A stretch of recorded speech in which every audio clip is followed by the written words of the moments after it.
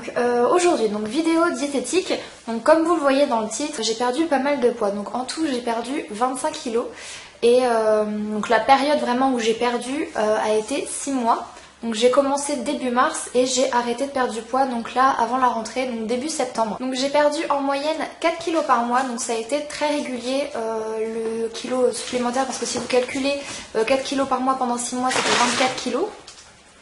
Mais en fait j'ai perdu 25 kilos parce que tout simplement le premier mois j'ai perdu un petit peu plus, comme c'est le début en général ça booste toujours un petit peu. Et puis après on perd de moins en moins, mais vraiment moi j'ai été surprise justement par rapport à ça, parce que ma part de poids a été vraiment très régulière. Tous les mois je perdais en moyenne 4 kilos, donc en moyenne un petit kilo par semaine.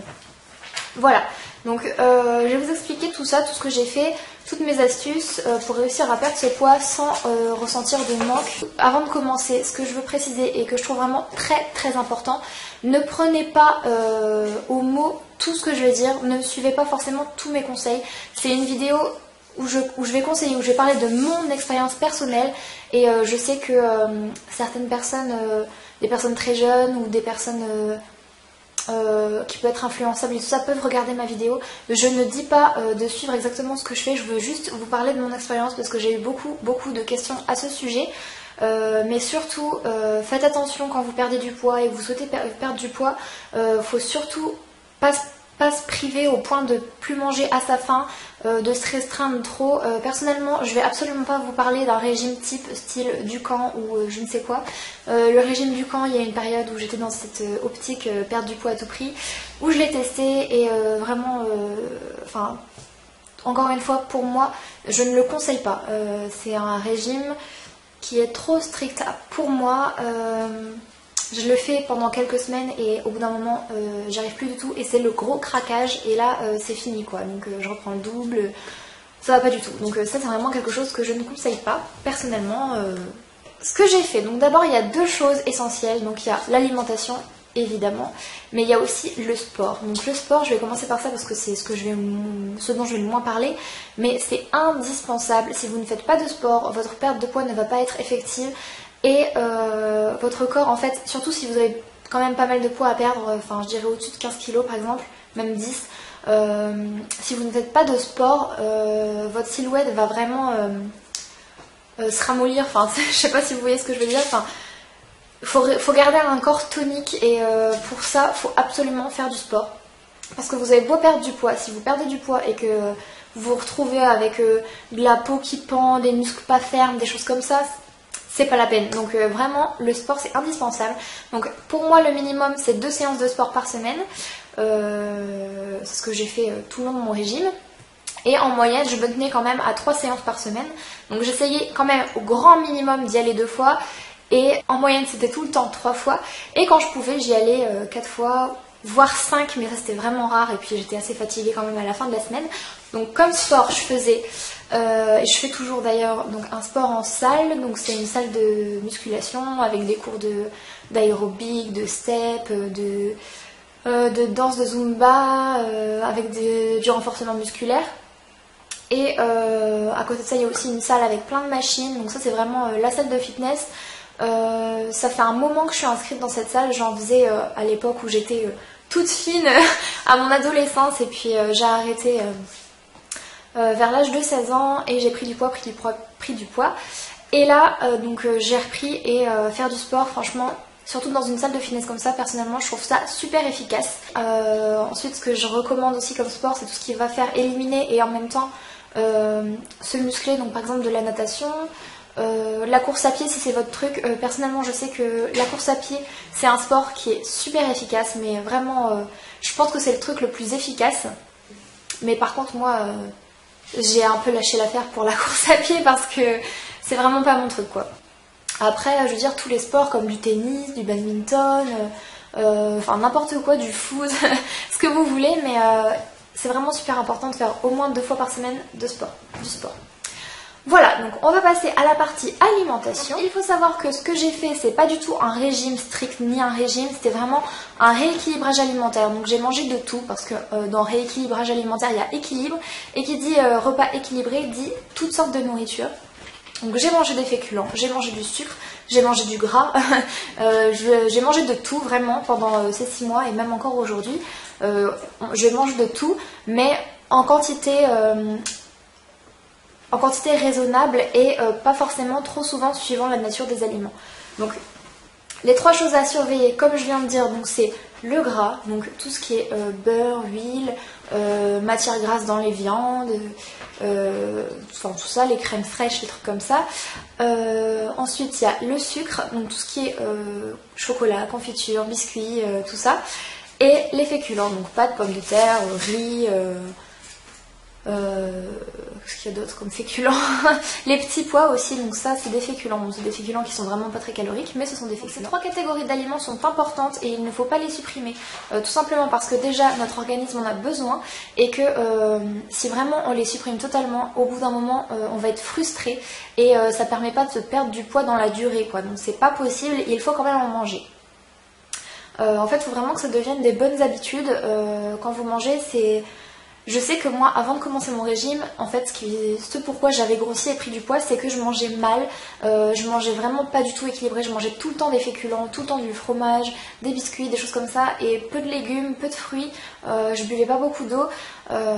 Et en fait, quand on est dedans, on s'en rend pas compte. C'est vraiment une fois qu'on se reprend en main, qu'on se rend compte que notre alimentation, elle était vraiment pas très bonne pour notre organisme.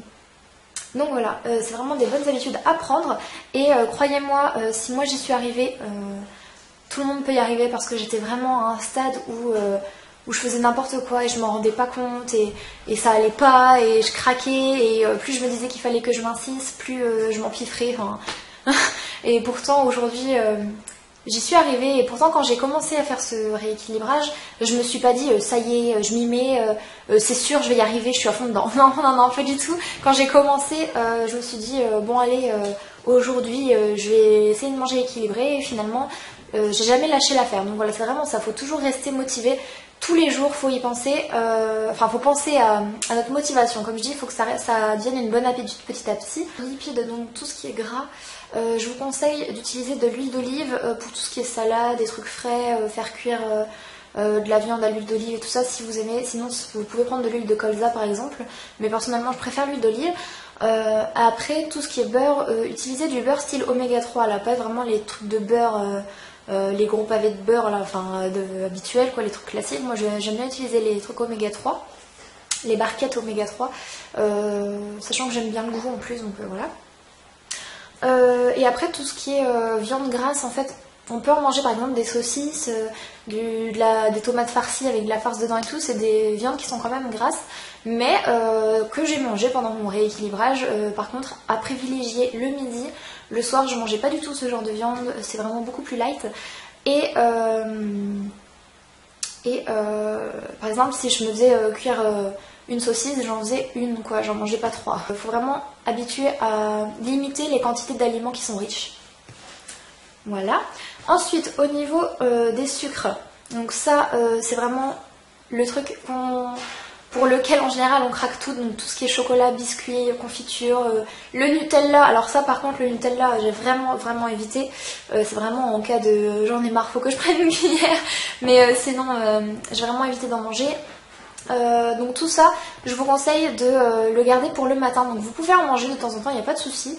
Par exemple moi, pour vous donner une idée, le matin, je mangeais des céréales au chocolat, et oui, j'aime manger des céréales au chocolat quasiment tous les matins, donc j'alternais, donc des fois j'utilisais les spécial K chocolat, là, donc ça c'est vraiment, il n'y en a pas beaucoup dedans, mais de temps en temps quand j'avais vraiment envie de me faire plaisir, je prenais les trucs croustilles machin, là, boursouflés, enfin je sais pas si vous voyez le style de céréales, mais c'est pas des céréales de régime du tout. Et pourtant, en mangeant le matin, comme c'est éliminé après dans la journée, ça passait très bien et ça me permettait d'avoir ma dose de sucre pour la journée. Donc ça, c'est vraiment un conseil, privilégier le matin tout ce qui est sucre. Et pour les féculents, donc ça c'est super important aussi. Donc on entend souvent que pendant un régime, il ne faut plus du tout manger de féculents pendant la période où vous voulez perdre du poids. Et je ne suis pas du tout d'accord avec cette méthode-là. Parce que pour moi, le féculent, c'est les sucres lents et c'est ce qui vous fait tenir toute la journée. Donc c'est ce qui vous donne de l'énergie. Et je pense que si vous supprimez ça complètement, vous allez avoir de la fatigue qui va s'accumuler et ça va vous faire craquer beaucoup plus vite. Donc, des féculents, personnellement, j'en ai mangé tous les jours. Évidemment, j'ai adapté les quantités. Donc par exemple, quand je faisais des pâtes ou du riz, j'en mangeais en petite quantité. Donc par exemple, du riz, j'en prenais 2 à 3 cuillères à soupe. Mais ça me permettait de tenir toute l'après-midi sans grignoter. Donc ça, c'est pareil. Le grignotage... si vous avez l'habitude de grignoter, il va falloir vous forcer à arrêter de grignoter si vous voulez perdre du poids. Le grignotage, c'est vraiment à proscrire, quoi. Donc je vais revenir aux féculents, on va pas tout mélanger. Donc les féculents, comme je disais, donc le midi par contre, donc je vais vous expliquer après que pour moi, je mange bien le matin, moyennement le midi, enfin normalement le midi et peu le soir. Et c'est vraiment ce repas peu calorique du soir. Enfin, j'aime pas trop parler en calories, mais bon, c'est le repas plus léger du soir qui va me permettre de perdre du poids. Donc, le midi, féculent, le soir, pas féculent. Voilà. Par contre, oui, je voulais préciser tout ce qui est pain. Donc, le pain, vous pouvez en manger le matin sans problème. Le midi, si vous mangez du pain, ça remplace les féculents en fait. Enfin, moi, c'était une de mes règles pendant mon rééquilibrage. Je savais que si je mangeais 2 tartines de pain, fini, plus de féculents. Voilà, après si je mangeais une tartine de pain par exemple, je pouvais manger quand même un peu de féculents. Voilà. Donc, comme je disais, j'ai habitué mon organisme à manger beaucoup plus le matin. Donc vraiment, le matin, c'est le repas plaisir. Si vous avez envie de quelque chose, c'est le matin. Si vous avez envie de quelque chose le soir, dites-vous que vous le mettez de côté et que vous le mangerez le lendemain matin. Et donc, il faut vraiment... vous dire que le matin, c'est pas grave si on fait des excès, c'est pas grave si on mange du beurre, c'est pas grave si on mange des biscuits, ça va être éliminé dans la journée. Évidemment, dans l'optique d'une perte effective de poids, faut pas non plus abuser et puis se faire un petit déjeuner à 1800 calories quoi. Mais si vous avez envie de biscuits, mangez 2-3 biscuits le matin, il n'y a pas de souci. Si vous avez envie d'un petit pain, vous pouvez tout à fait le manger le matin. Sachant que bon, quand vous êtes vraiment motivé à fond, que vous êtes dans vous avez la volonté et tout, et que vous êtes en plein dans le régime et que vous voyez que vous tenez et que justement vous avez envie de faire encore plus d'efforts pour y arriver. Personnellement, bon, j'ai évité de le faire tous les matins. Ça m'arrivait peut-être 2 fois par semaine, je me faisais vraiment plaisir le matin. Ensuite, le midi, donc c'est un repas normal, comme je disais, avec une protéine, des féculents, des légumes, donc ça c'est vraiment important. Manger beaucoup de légumes le midi. Alors ensuite, je prenais un yaourt 0% et un fruit ou un jus de fruits. Et le soir, donc beaucoup plus léger, donc ça c'était une protéine, donc plutôt maigre, donc par exemple du poisson, du blanc de poulet, du saumon, une saucisse knacky, des fois quand j'avais envie de me faire plaisir, j'aime bien manger ça. Et puis des légumes et un yaourt, c'est tout. Donc j'évitais également de manger des fruits parce que j'avais déjà entendu dire que dans les fruits il y avait du fructose, donc c'était du sucre, donc le soir c'était pas forcément ce qu'il y avait de mieux. Sachant que j'en mange également beaucoup le matin des fruits et le midi et l'après-midi des fois quand j'ai un creux je mange un fruit, donc je me dis que le soir bon je peux m'en passer quoi. Voilà, donc ça c'est vraiment super important. La principale chose à retenir, c'est on mange bien le matin, on mange normalement le midi et on mange léger le soir. Ensuite, une chose qui est très importante aussi, c'est d'écouter votre corps. Faut pas continuer à manger par gourmandise quand vous voyez que vous avez plus faim. Donc ça c'est super important. Donc quand vous avez plus faim, arrêtez de manger. Par contre, quand vous voyez que vous avez faim, que votre ventre gargouille, que vous vous tordez parce que vous n'avez pas assez mangé, là par contre, n'hésitez pas à manger un peu plus le matin par exemple ou le midi. Et si vous avez vraiment faim en milieu d'après-midi, parce que en général je faisais 3 repas, moi je trouve que c'est l'idéal dans le cadre d'un rééquilibrage, vous pouvez quand même prendre un yaourt allégé ou un yaourt 0% par exemple, avec un fruit pour vous caler et puis attendre jusqu'au repas du soir. Ensuite, un autre conseil, c'est d'apprendre à cuisiner. Donc moi, j'étais pas un as de la cuisine à part les pâtes. Ça, il n'y a pas de souci, je savais bien les faire. Mais là, j'ai appris à faire des petits repas et tout. Et enfin, déjà, c'est un plaisir, même si avant, je prenais pas du tout de plaisir à cuisiner. Maintenant, dans le cadre d'un rééquilibrage, je trouve que c'est quand même un plaisir de cuisiner. Je suis pas une as de la cuisine du tout. Mais par exemple, apprendre à faire des endives... cuite au four, parce que c'est un repas léger, enfin n'importe quoi, enfin je donne un exemple, mais vraiment essayez de faire des repas et pas manger tout le temps des choses déjà préparées en boîte, en conserve. En plus en conserve en général c'est très salé donc c'est pas forcément bon. Mais après bon, si c'est surgelé c'est pas trop grave, mais apprenez à faire vos propres repas. Je pense que c'est quand même quelque chose d'important. Ensuite, quelque chose qui me paraît normal et que on précise pas forcément dans les vidéos ou n'importe quoi, en ce qui concerne la diététique, c'est qu'il est important de s'accorder quand même des exceptions dans la semaine. Par exemple, si à un midi vous avez envie de pâtes, un repas que vous adorez et que dans le cadre du régime vous ne pouvez plus forcément manger parce que c'est un repas complet mais riche, accordez-le par exemple une fois par semaine ou deux ou quelque chose comme ça pour vous faire plaisir. C'est pas ça qui va vous empêcher de perdre du poids, au contraire ça va vous permettre de tenir plus longtemps. Après, quand c'était par exemple des repas au resto le soir, le week-end avec plein de monde et que là on prend apéro, plat principal, dessert et machin, enfin vraiment le truc hyper consistant. Là par contre, je le faisais qu'une fois par semaine et la semaine qui suivait, je faisais vraiment attention de pas trop exagérer dans la semaine pour essayer de rééquilibrer quand même ce repas.